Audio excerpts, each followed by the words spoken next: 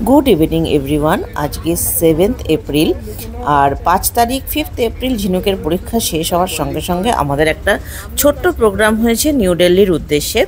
तो सेई भिडियोटा आज के तोमादेर संगे शेयर करब। तो एखन आमरा चेपेछि निउ दिल्ली हावड़ा राजधानी एक्सप्रेसे। तो देखा जाक राजधानी एक्सप्रेसे आमार प्रथम अभिज्ञता केमन हय, যেরকমই হবে তোমাদের সঙ্গে শেয়ার করব। তো 4:50 কিন্তু ট্রেনটা ছেড়েছে। আমরা 3 এসিতে আছি। আমাদের দুটো মিডল বার্থ আছে আর একটা আপার বার্থ আছে। তো কো প্যাসেঞ্জার ট্রেনের বা বাসের যে কোনো জায়গারই হোক না কেন, ভালো যদি কো প্যাসেঞ্জার না পাওয়া যায় তাহলে কখনোই কোনো জার্নি কিন্তু সুখকর হয় না। তো ইভিনিং স্ন্যাক্স এসে গেছে।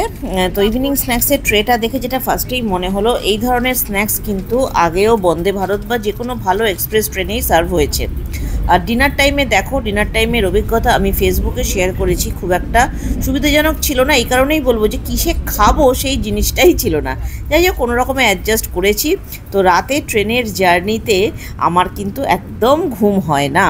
আমি কিন্তু জানলা দিয়ে বাইরের দৃশ্য দেখতে বেশি পছন্দ করি। বিশেষ করে একটা জমজমাট স্টেশন মাঝরাতে কীরকম নিঝুম হয়ে যায়, মানে একটা ক্লান্তিকর অবস্থা যেন স্টেশনেরও বুকে নেমে আসে। তো দেখো চারিদিকে লোকজন শুয়ে আছে বা কেউ কেউ হয়তো ট্রেনের জন্য ওয়েট করছে। তো এইসব দেখতে দেখতেই কখন সকাল হয়ে গেছে। তবে রাত্রে কিন্তু ট্রেনে যেটুকু ঘুমিয়েছি ভালো ঘুমিয়েছি। তো এখানে এখন ওষুধপত্র নিয়ে সকালটা শুরু হয়ে গেছে আমাদের ট্রেনের মধ্যেও। তো আর খুব বেশি দেরি নেই নিউ দিল্লি নামতে, কারণ যতই হোক রাজধানী এক্সপ্রেস খাওয়া দাওয়ায় ফেল করলেও গতিতে কিন্তু ফেল করেনি আমাদের কাছে। যথেষ্ট ফাস্ট এবং একদম টাইম মতো ঢোকাবে, এখনও অবধি সেরকমই আপডেট আমরা পাচ্ছি। তো কো প্যাসেঞ্জারদের সঙ্গে আজকে আড্ডা দিতে দিতে মানে ভোরের চাটা আমরা কমপ্লিট করলাম। তারপরেই চলে এলো ব্রেকফাস্টের ট্রে। তো ব্রেকফাস্টে আমরা ব্রেডগুলোকে একটু সেকে দিতে বলেছিলাম, কারণ আমি জানি না যে কাঁচা পাউরুটিগুলো খেলে আমাদের অম্বল হবেই, অভ্যেস নেই সেই জন্য। আর এখানে দেখো অমলেট নিয়েছি আমরা, আর এখানে তার সঙ্গে 4টে ফ্রেঞ্চ ফ্রাই মতো ছিল, আলু ভাজা। তো একদম বেসিক একটা ট্রে ব্রেকফাস্ট ট্রে, যেটা নাকি সব রকম এক্সপ্রেস ট্রেনেই এইরকমই কিন্তু জলখাবারটা থাকে, আলাদা করে কিন্তু কোনো কিছু নয়। আমার যেহেতু প্রথমবার রাজধানীতে চাপা, তো আমার কিন্তু একটু ধারণাটা অন্যরকমই ছিল রাজধানী এক্সপ্রেসের খাওয়া দাওয়া নিয়ে। যাই হোক দেখতে দেখতে কিন্তু আমাদের নামার সময় হয়ে গেল এবং নেমেও পড়লাম আমরা নিউ দিল্লি স্টেশনে। তো নামলাম আমরা নিউ দিল্লি স্টেশনে।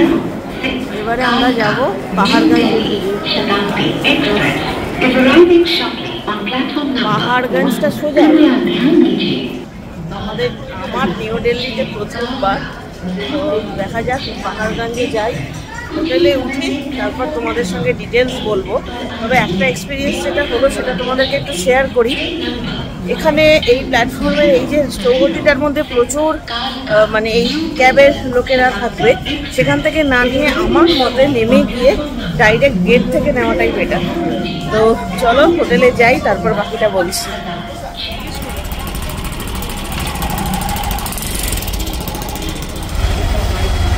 তো এই যে এক্সিট 1, এটা দিয়ে বেরিয়ে পাহাড়গঞ্জের শেলটন হোটেল আমাদের বুক করা আছে একদিনের জন্য। তো সেখানে যাচ্ছি। তো এটা হচ্ছে মেন রোড, এখান দিয়ে বেরিয়ে স্টেশন থেকে বেরিয়ে, আর এই পেছন দিকে হয়ে গেল স্টেশন।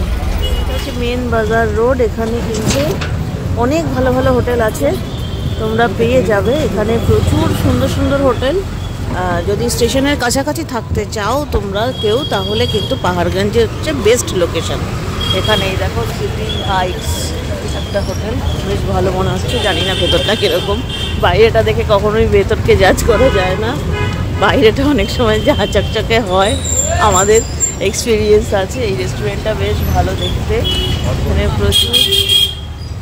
এখানে কিন্তু প্রচুর হোটেল রেস্টুরেন্ট। আমরা যে হোটেলটায় রুম নিয়েছি সেটা কিন্তু একটু দূর হচ্ছে, কারণ আমরা গুগল অন করে যাচ্ছি।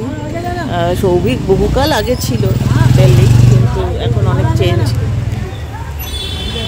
তো এই হচ্ছে পাহাড়গঞ্জের রাস্তা, ওদিক থেকে আমরা সোজা এলাম, আর এটা হচ্ছে আমাদের হোটেল শেলটন। তো চেক ইন করছি, এখন রিসেপশনে আছি। তো এই হচ্ছে মোটামুটি রিসেপশন। গো আইবিবো থেকে বুক করেছি আমরা এই হোটেলটা। তো দেখা যাক এই হোটেলের এক্সপিরিয়েন্স কীরকম থাকে। তবে এটা একদিনের জন্যই আমরা বুক করেছি, আরও ভালো ডিটেলস তোমাদের রুমে গিয়ে আমরা দিচ্ছি।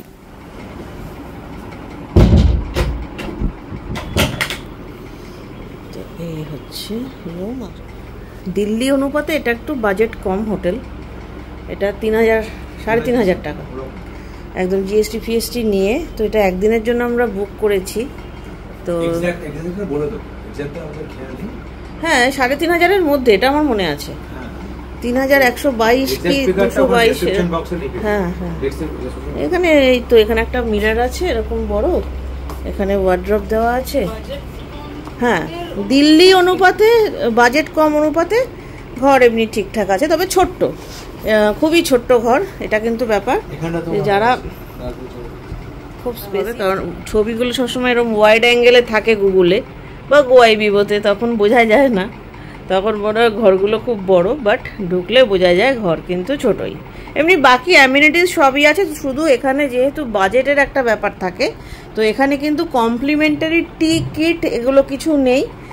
সাবান শ্যাম্পু মোটামুটি দিয়ে দিয়েছে, ওটা সাবান শ্যাম্পু দেওয়া রয়েছে, ওটাকে কমপ্লিমেন্টারি টি কিট আমিও ভেবেছিলাম।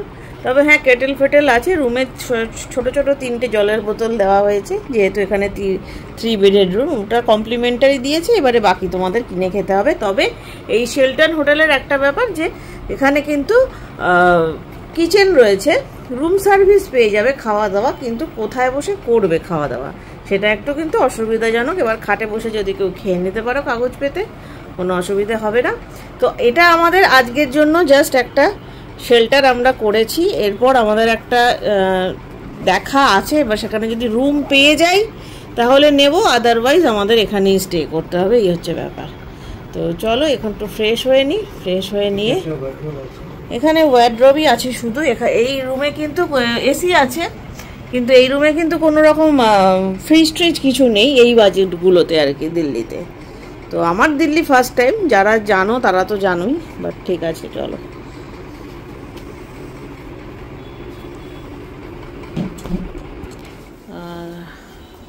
তো এখানে পর্দার পেছনে একটাই জানলা, এবং এই জানলা দিয়ে কোনো সমুদ্র বা পাহাড় দেখা যায় না। যেটা দেখা যায় সেটা হচ্ছে প্রচণ্ড ঘনবসতি এলাকা, এবং একটার ওপর একটা, মানে ঘাড়ে ঘাড়ে হোটেল রেস্টুরেন্ট, নতুন পুরনো মিশিয়ে। আর ওই যে রাস্তাটা দেখছো, ওই রাস্তাটা কিন্তু মেন মার্কেট, মানে আমরা ওইখান দিয়েই এসছি। এই চারিদিকটাই পুরোটাই এই পাহাড়গঞ্জ।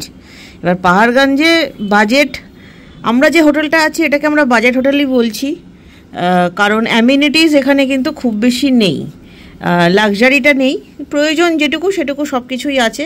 একটা দিন বা 2 দিনের জন্য যারা একটু মানে ভালোভাবে একটু অ্যামিনিটিস ওয়ালা জায়গা খুঁজছো তারা কিন্তু এখানে না, আমার সাজেশন ওয়াইজ। তবে একদিনের জন্য কিন্তু ভালো, হোটেলের রিভিউ খুব ভালো, ফ্যামিলি হোটেল। আর ঠিক আছে, ঘর পাহাড়গঞ্জে সবই এরকম ছোট ছোটই হবে, পাহাড়গঞ্জে বড় হোটেল খুব একটা নেই নর্মালি। বাদবাকি একটা ছোট এখানে গাছও দিয়েছে, টিভি আছে, সবই ইউনিট আছে। আর এই সব, হ্যাঁ বড় মিরর আছে, এসি আছে, যেটা প্রয়োজন। ঘরে একটু ডেকোরেশনও আছে। হ্যাঁ বেড সাইড টেবিল একটাই আছে, মেবি এখানে কিন্তু একটা বেড সাইড টেবিল ছিল বা থাকার কথা, সেটা এখানে মিসিং। আর এই চেয়ারটা আমরা বলে অ্যারেঞ্জ করিয়েছি, আনিয়েছি, কারণ একটা চেয়ার না হলে না রুমের মধ্যে খুব অসুবিধা হচ্ছে। তো প্রচণ্ড বিধ্বস্ত অবস্থা, ভীষণ দরকারি কাজেই আসা দিল্লিতে। সেই দরকারি কাজে সেরে ফাঁকে দিল্লি যখন এসছি, দিল্লিতে যেটুকু মানে দর্শনীয় স্থান আছে সেটুকু তো একটু যাবই, তো সেগুলো অবশ্যই তোমাদের সঙ্গে শেয়ার করব। তো এই হচ্ছে ব্যাপার। চলো এবার ফ্রেশ হই। আগে এখানে এই হোটেলে কিচেন আছে, রেস্টুরেন্ট নেই, কিন্তু ঘরের কন্ডিশন তোমরা দেখলে এখানে বসে খাওয়ার একটু অসুবিধেই হবে। তো আমরা প্রেফার করব বাইরে গিয়ে খেতে। তো দেখা যাক, ফ্রেশ হয়ে নিই, বাইরে গিয়ে কোথায় খাচ্ছি না খাচ্ছি সবটাই শেয়ার করব। তো লাঞ্চ সেরে এবং যে কাজে আসা সেই সব কাজের কিছুটা অংশ সেরে আমরা কাছাকাছির মধ্যে আমাদের যে গাড়ির ড্রাইভার উনি বললেন লোটাস টেম্পল সামনে। তো সেই লোটাস টেম্পলে ঢুকে আমাদের কি অভিজ্ঞতা হলো এবং এই ঘোরাঘুরির ফলে আমাদের কি ভোগান্তি ভুগতে হয়েছিল সেগুলো কিন্তু আগামী ভিডিওতে তোমাদের সঙ্গে শেয়ার করব। এই ভিডিওটা এই অবধিই রাখছি। নেক্সট ভিডিওতে তোমাদের সঙ্গে শেয়ার করব লোটাস টেম্পলের অভিজ্ঞতা এবং আমরা কোথায় লাঞ্চ করেছি আর আমাদের শেলটন হোটেলের স্টেইংটা কেমন ছিল সেটাও জানাবো।